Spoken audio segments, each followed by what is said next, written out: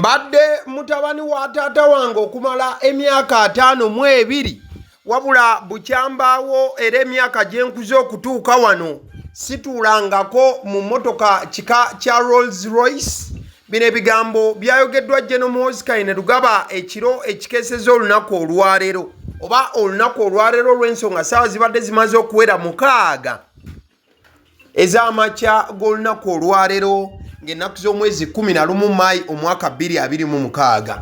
General Muhoozi Kainerugaba ng'agamba nti ku myaka 52 gy'alina tatuulangako mu mmotoka ekika kya Rolls Royce bukyanga abaawo.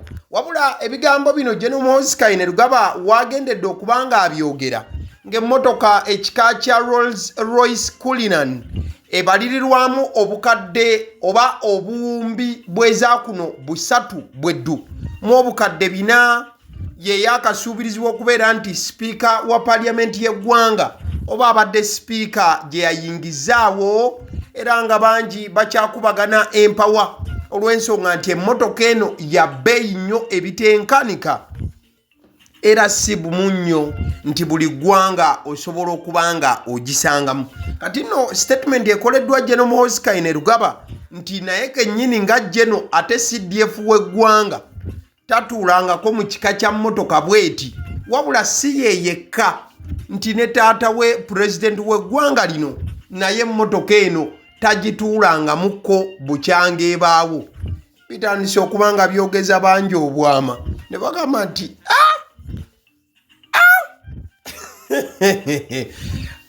kibadde kijjobi nga generali agabula alina obubaka bungi bwagenze maaso olw'okuba nga asindika era nga bukwatagana ku sipiika Anita Among era nga bangi bagambye nti wano wandiba nga walina okubaawo okutya. Awandiise n'agamba nti in the battle for Speaker of Parliament all PLU MPs and PLU leaning MPs will vote for whoever the President and Commander-in-Chief endorses. We shall support Muzeyi's position. General Muhoozi Kainerugaba awandiise n'agamba nti mu kubbinkana kw'olutalo olw'okulaba ani agenda okutwala obwa sipiika bwa Parliament, agambye nti ba MPs bonna abeesimbawo ne bayitamu nga bali ku sayidi ya PLU. Ekyo kye kisinde General Muhoozi Kainerugaba kyatwala oba kyoyinza okuyita Patriotic League of Uganda. Agambye nti bonna bagenda kubanga balonda oyo omuntu President Museveni gw'anaaba asazeewo, era bagambye nti bo bagenda kubanga bayimirira ku ludda lwa President Yoweri Kaguta Museveni. Wabula ojja kujjukira nti gye buvuddeko sipiika yasanyuka nnyo olw'okubeera nti General Muhoozi Kainerugaba yali avuddeyo n'alaga nti maybe yali wakusupportinga sipiika Anita Among. Kati ate olunaku olwaleero General Muhoozi Kainerugaba akyusizza olutambi. Awandiise n'agamba nti whether Anita or Mao or whoever the will of Muzeyi will prevail. Kati kitegeeza nti General Muhoozi ye akyusizza sitandi ye. Agambye nti oba Anita oba Mao yenna Muzeyi gw'anaaba asazeewo ye General Muhoozi Kainerugaba gwagenda okugenda naye. Kati bikyuse ojja kujjukira wali emabega sipiika yavaayo ne yeebaza General okuba nga ayimiridde naye. Wabula ate akalala General Muhoozi awandiise n'agamba nti NRM decisions that are against the will of the chairman are null and void. Ekitegeeza nti General Muhoozi abadde agamba nti byonna ebisalibwawo akakiiko akafuzi aka NRM, wabula nga General Museveni tabyanirizza, ebyo byonna bibeera bifu era nti bo baba si baakubikkiriza. Wabula njagala okujjukizaako NRM SEC yatuula oba akakiiko akafuzi aka NRM ne kasalawo nti sipiika Anita Among wamu ne deputy we Honorable Thomas Tayebwa baali baakuddamu okuba nga babawa obukulu oba obwa sipiika baali baakuddamu okuba nga babubawa era baakusimba emabega waabwe. Wabula General Muhoozi Kainerugaba avuddeyo n'agamba nti ebisalibwawo akakiiko ka SEC aka NRM ebyo bibeera bifu kasitaba nga President Museveni tabikkiriza. Era ayongeddeko n'agamba nti PLU supports whatever position President Museveni takes and we do not listen to NRM's sake. Nti PLU ekisinde kye kikkiririzamu ekyo kyokka President Museveni kyakkiririzaamu. Era mbu ebyo byonna NRM seke byesalawo bo tebajja kubiwuliriza. Nkugambye obwa sipiika NRM seke yo yasalawo dda. Oba akakiiko akafuzi kasalawo dda nti sipiika Anita Among ye alina okudda ku kifo ekyo. Wabula wakati nga bino Jeno abyogera, Honorable Norbert Mao abadde asekera mu kikondi era ng'akuba gudiikudde. Wabula wayise eddakiika ntono nnyo ate enseko Honorable Mao naye ne zimukalira ku mimwa olw'ebigambo ebiwandiikiddwa Generali. Generali agambye nti my big brother Mao is DP. It is impossible that NRM and PLU will vote for him. Murareje. Okawulidde. Muhoozi n'agamba nti ate oyo Mao njagala okubategeeza. Oyo Mao wa DP. Kati kizibu nnyo era tekikkirizika nti fe aba PLU kyekisinde kyatwala wamu ne NRM nti balina obusobozi yadde eddakiika emu oba okubeera nti bajja kulonda Mao atwale ekifo ky'obwa sipiika. Kati ate ako ne kabanga kabaka wa Honorable Anita Among essanyu ettonotono eritandikirwako. Wabula ate era Anita Among ne bamwongera okumunyiga mu kiwundu n'okumukosa. General Muhoozi Rugaba awandiise n'agamba we have another candidate. Call him or her the PLU candidate. Mama nyabo. Kati General Muhoozi n'addamu n'agamba nti kati ate ku bwa sipiika bamaze dda okuba nga bafuna omuntu omulala gwe bagenda okuba nga balonda. Bo ng'aba PLU nti balina candidate omulala. Era wano wawandikidde n'agamba nti mumuyite tebannasalawo ba musajja oba mukazi. Kugamba Jene ekyama akyesigaliza. Agambye nti call him or her. Osobola omuyita omusajja oba omukyala wabula ffe twafunye edda candidate omupya. Nkugambye emabegako wali General Muhoozi yali yavaayo n'agamba Honorable Norbert Mao nti ekyobwa sipiika akirekere. Sipiika yennyini aliko Anita Among. Wabula ate General y'omu ekiro ekikeeseza olunaku olwaleero agambye nti nedda ffe twafunye edda candidate omulala. Kati wamaze okwogera okwo wagattiddeko eno statement y'ebyemmotoka. N'agamba nti ye abadde mutabani wa President Museveni okumala emyaka 52 era nti emyaka 52 gy'amaze ku nsi nga mulamu tatuulangako mu mmotoka ekika kya Rolls Royce. Era wagambire n'ogamba nti ne bw'aba akirowoozaako akimanyi bulungi nti ne taata we President w'eggwanga lino naye tagituulangamukko emmotoka eno. Wabula emmotoka gy'atatuulangamu wetwogerera kigambwa nti sipiika wa Parliament emmotoka eno yagirina. Ekitegeeza nti kati Jeno alina kukubira ku sipiika kasimu ku kyemmotoka eno. Kati tubadde tuli awo Generali n'akakasa era n'agamba nti bali mu nteekateeka okulaba nti sente ezigenda mu Parliament zisalibwako. PLU believes in the reduction of any monies sent to Parliament. We believe in redirecting that money to the millions of Ugandans living in shacks with no water or power.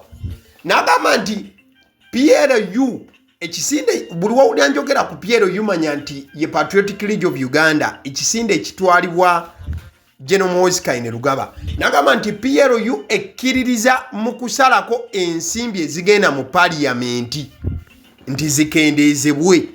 Era ye kyakkiririzaamu kyekyokubeera nti ensimbi zino bazikwata ne baziwa obukadde n'obukadde bw'Abannayuganda abali mu mbeera embi, abasula mu nzigotta, abali mu mbeera nga n'amazzi gabbula wamu n'amasannyalaze nga tebagalabako. Jeno ng'ayogera ku ssente ezigenda mu Parliamentary, wabula wali ng'asose kubanga annyonnyola nti emmotoka y'ekika kya Rolls Royce ye tagituulangamukko bukyabaawo, wabula n'agamba nti kati ate omusimbi ogugenda mu Parliament ogwo gulina kubanga gusalibwako. Still General ng'awa ebirowoozo bye naddala ku bannansi. Awandiise n'agamba nti Kampala slums need an urban renewal plan. We can't build decent housing and infrastructure for bona fide inhabitants of this capital city. We would use the money we save from thieves.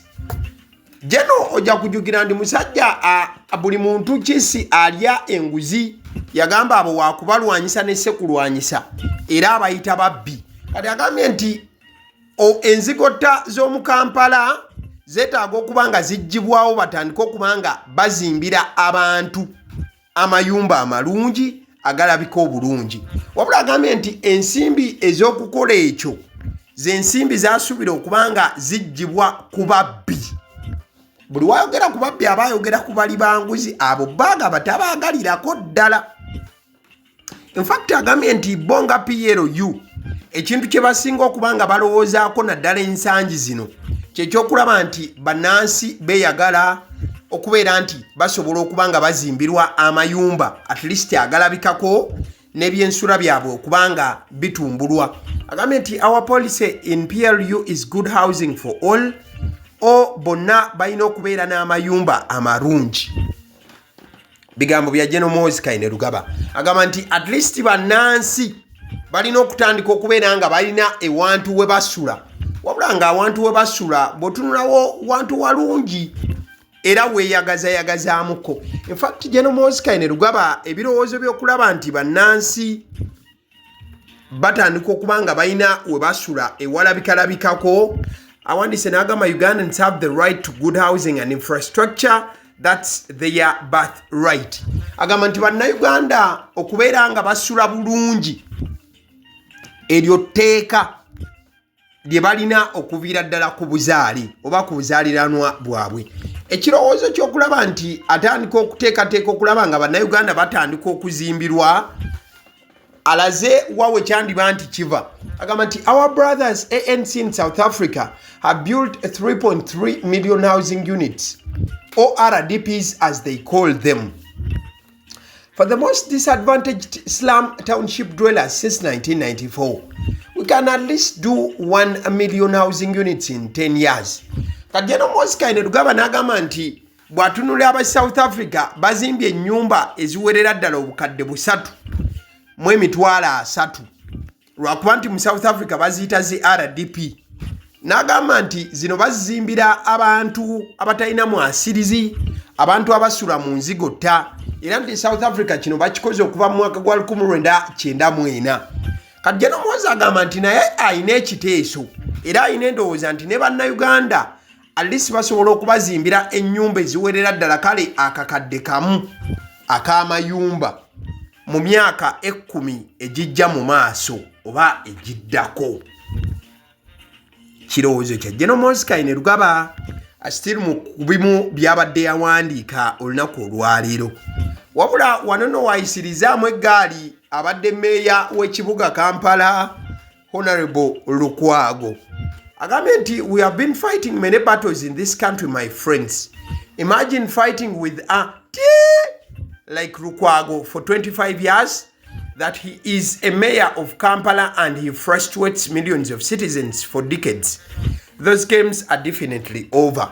Ojja kujjukira nti ekifo ky'obwa meya kati bali mwezi wa NUP ye yakitutte. Wabula General Muhoozi agambye nti bamaze emyaka 25 nga balwana, kale n'omuntu atalina magezi ky'ekigambo kyakozesezza, ng'ayogera ku meya Lukwago nti ono babbinkanye naye okumala emyaka 25 era ng'agamba nti kale ono abadde yeeyita meya, bw'atyo bw'akifreezinze mu Luzungu. N'agamba nti naye ono abadde akola gwa kubanga anyigiriza abantu n'abantu okumala emyaka n'emyaka wabula n'agamba nti ebwo obuzannyo bwawedde wabula nga yakamaliza okwogera ku meeya Lukwago ate wayirisiza olugaayu mu NUP kyokka nga ate obwa meeya omuntu abuzzeeko ye bali mwezi nsubugamu na NUP n'agamba nti Uganda is a very beautiful woman who almost made a catastrophic mistake fall in love with anti-NUP. In order to rescue her, we PLU followed the strategy of the angry handsome man. Nti Uganda yali yakoze ensobi. Uganda kikyala kirungi ekirabika obulungi. Wabula kyali kikoze ensobi okugwa mu mukwano n'akasajja akampi ate akalabika obubi ka NUP.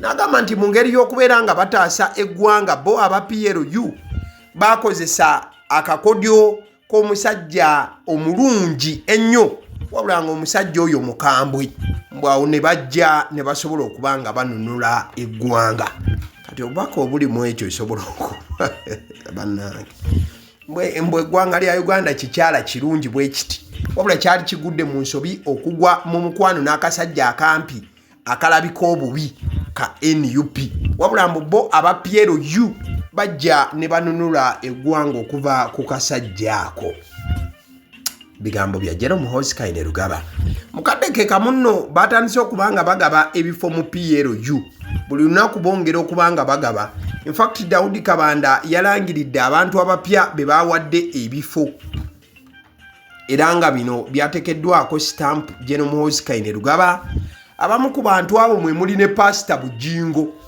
Pastor Bujingo bamuwadde namba mu PLU ono ye P00 P043 Pastor Rosias Bujingo ne tamale mirundi kati omugenzi naye bamuwadde ekifo bamuwadde P042 Honorable Peter Ogwang Honorable Juliet Kinyamatama Honorable Twaha Kagabo mumujukira yali mu NUP Nasali Diro Mrs. Jennifer Kayera naye bamuwadde Kabanda Henry Kabandana naye bamuwadde P047 nendabako Honorable nendabako mukulu Mwami Rogers Bulegeya Mr. Paul Wanyoto naye bamuwadde wamne Mole Mukidi kale awo nga tuvuddewo ekibuuzo kiri kimu wakati nga Muhoozi Kaine Rugaba avuddeyo n'awanda omuliro n'alaga nti kati tebakyayimiridde ku speaker Anita Among okubanga bamuwagira ku bwa speaker wabula ate era mukadde ke kamu n'agamba nti ne Mao naye emikisa gy'okutwala obwa speaker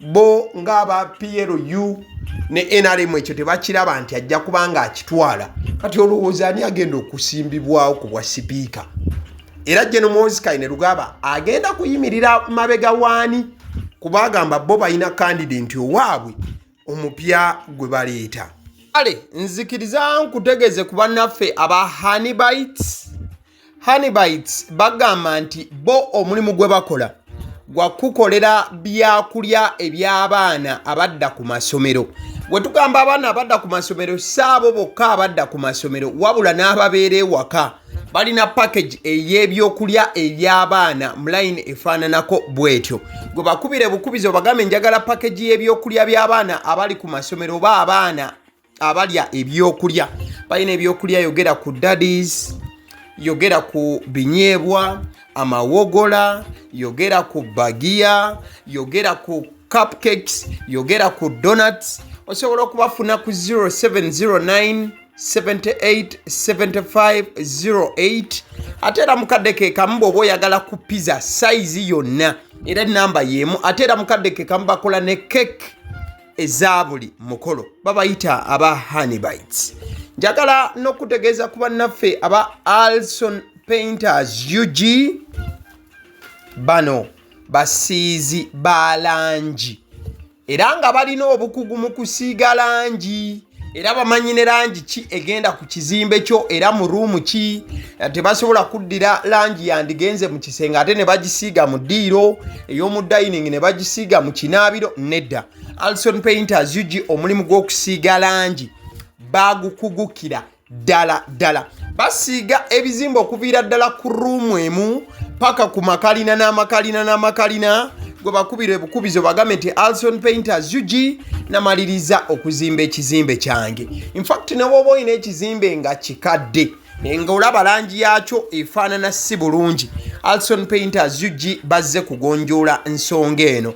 Bakubire ku 0705 1936 be bannaffe aba Alson Painters UG. Aba Sedi Omusunsuzi lyerinnya eryange. Erinnya eryange yenze aba Sedi Omusunsuzi. Yenze atuula emabega w'omuzindaalo. Buli lunaku era ly'eddoboozi ly'owuliriza ku mukutu guno aba Sedi Omusunsuzi ly'eddoboozi eryo. Era ng'omukutu kw'oli gwe guno ogwagaliwo. Nagamba nti information yonna gy'olaba ku channel eno tetugattamu kintu kyonna ate tewali kye tutoolamu. Information nga bw'eba eyingiddewo ffe bwe tugikwata ne tugikuwa. Kati gwe omulabi n'osalawo ki eky'okukozesa information eyo. Kati ky'ogenda okukola mukwano gwange bw'oba omaliriza okulaba vidiyo eno, likinga, commentinga ki ky'olowooza, mukadde ke kamu subscribinga bw'oba nga omukutu guno oli mupya. Ate era mukadde ke kamu sharingira mikwano gyo girabe vidiyo eno ate ne videos endala ku mukutu guno. Agaliwo YouTube channel, mwebale kutulaba.